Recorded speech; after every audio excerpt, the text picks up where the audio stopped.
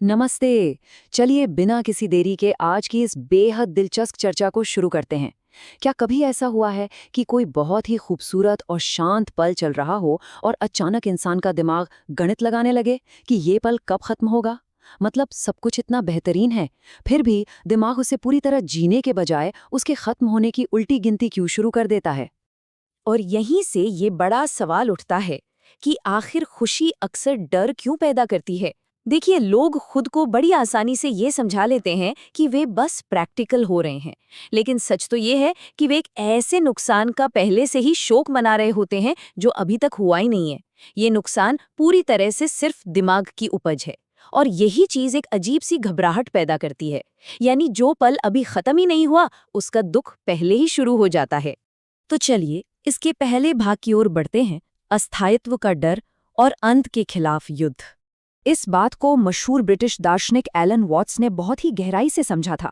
उनका मानना था कि इंसान का दुख इस बात से बिल्कुल नहीं आता कि चीजें एक दिन खत्म हो जाएंगी, बल्कि यह दुख उस अंतहीन युद्ध से पैदा होता है जो हम इस सच्चाई के खिलाफ लड़ते रहते हैं।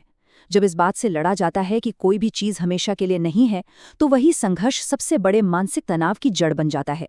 इसे और गहराई से समझने के लिए भाग 2 पर चलते हैं, द बैकवर्ड्स लॉ और खोज का विरोधाभास।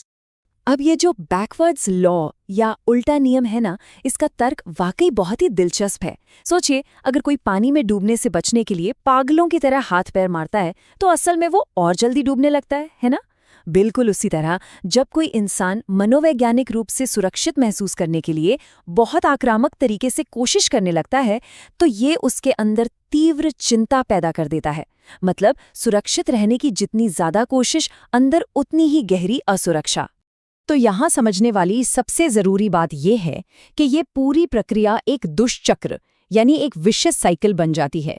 जीवित रहने और सुरक्षित महसूस करने के लिए जो रणनीति अपनाई जाती है, वो असल में उसी खालीपन को जन्म देती है जिसे भरने की कोशिश की जा रही है।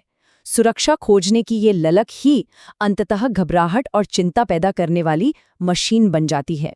एलन वॉट्स ने बहुत ही सटीक बात कही थी कि हमारा ये पूरा समाज इसी बेतहाशा दौड़ की नींव पर खड़ा है। ये बिल्कुल ऐसा है जैसे कोई सांस रोके रखने की प्रतियोगिता चल रही हो। हर कोई अपनी सांस को बचाने के लिए उसे जबरदस्ती रोके हुए हैं। और इसका सीधा सा मतलब क्या है? यही कि असल में कोई भी खुलकर सांस ले ही नहीं रहा है। सब बस एक अजीब से तनाव में जिए जा रहे हैं। अब आते हैं भाग 3 पर, एक नदी, पत्थर नहीं और एक स्थिर स्व का भ्रम। जब सीधे तौर पर इस मैं या अहंकार को देखा जाता है, तो वहां कोई ठोस पत्थर नहीं मिलता, बल्कि एक बहती हुई नदी मिलती है। जरा सोचिए, क्या कोई भी इंसान आज ठीक वैसा ही है जैसा वो 10 साल पहले था? बिल्कुल नहीं। जैविक रूप से और मनोवैज्ञानिक रूप से इंसानों में पूरी तरह से बदलाव आ चुका होता है। वास्तविकता एक नदी की तरह हमेशा बहती हुई है, किसी पत्थर की तरह एक जगह ठहरी हुई नहीं। तो जब ये कहा जाता है कि मैं हमेशा से ही चिंतित रहा हूं, तो ये कोई अटल सच्चाई या तथ्य नहीं है। इसके बजाय ये अपने ही बनाए एक मानसिक ढांचे को बचाने की कोशिश है। ये अपनी एक लगातार बदलती हुई पहचान को पकड़कर ये मांग करने जैसा है कि वो बस एक ही जगह स्थिर रहे। और जाहिर है, जब जिंदगी आगे बढ़ती है तो इसी जिद के कारण सबसे ज्यादा तकलीफ होती है। चीजों के हमेशा स्थायी बने रहने की ये जिद एक बिल्कुल सामान्य से दर्द को भी असहनीय कष्ट में बदल देती है। जब भी कोई डर सामने आता है, तो दिमाग तुरंत उसे कोई नाम देने, उसे किसी डिब्बे में बंद करने या उससे भागने की बेतहाशा कोशिश करने लगता है। और सच तो ये है कि यही भागदौड़ उस मामूली दर्द को एक भयानक मानसिक कष्ट का रूप दे देती है। इसे ऐसे समझना चाहिए, क्या सिरदर्द होने पर कोई अपने ही इस सिर को शरीर से अलग करके सुरक्षित कर सकता है? नामुमकिन है ना? अनुभव करने वाले को उस अनुभव से अलग करने की ये जो कोशिश है, बिल्कुल यही वो तंत्र है जो अपार दुख का कारण बनता है। दर्द को एक बाहरी चीज मानकर उससे लड़ा जाता है, जबकि वो दर्द उसी अनुभव का एक अटूट हिस्सा होता है। चलिए आगे बढ़ते हैं भाग 4 की तरफ, मूल्य का इंजन और अस्थायित्व को नया रूप देना। कोई भी संगीत या धुन सुनने वाले के दिल को इतनी गहराई से सिर्फ इसलिए छू पाती है क्योंकि वो बजते ही गायब हो जाती है। संगीत की खूबसूरती ही उसके प्रवाह और उसके खत्म होने में है। अगर उस कॉर्ड या धुन को हमेशा के लिए एक ही जगह फ्रीज कर दिया जाए तो वो संगीत रहेगा ही नहीं, वो बस कानों को चुभने वाला एक भयंकर शोर बन जाएगा। ठीक इसी तरह एक फूल खूबसूरत इसलिए लगता है क्योंकि वो हमेशा नहीं रहेगा। उसमें जो नश्वरता है, जो उसका मुरझाना है, वही असल में उसकी कीमत तय करता है। अगर कोई फूल स्थायी हो जाए, जो कभी मुरझाए ही नहीं, तो क्या होगा? कुछ समय बाद लोग उसे देखना ही बंद कर देंगे। वो एक खाली दीवार की तरह हो जाएगा जिस पर किसी का ध्यान तक नहीं जाता। तो इस पूरी चर्चा का सबसे बड़ा निष्कर्ष क्या निकलता है?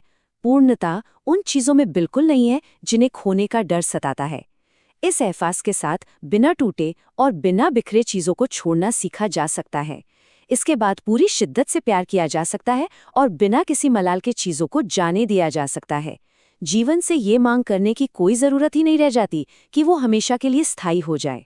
इसलिए अगली बार जब भी किसी अच्छे पल के खत्म होने का हिसाब लगाने की वो पुरानी आदत वापस आए, तो बस वहीं रुक जाना चाहिए। उस सिचुएशन को जबरदस्ती ठीक करने की कोशिश ना करते हुए बस उस तंत्र को काम करते हुए देखना चाहिए।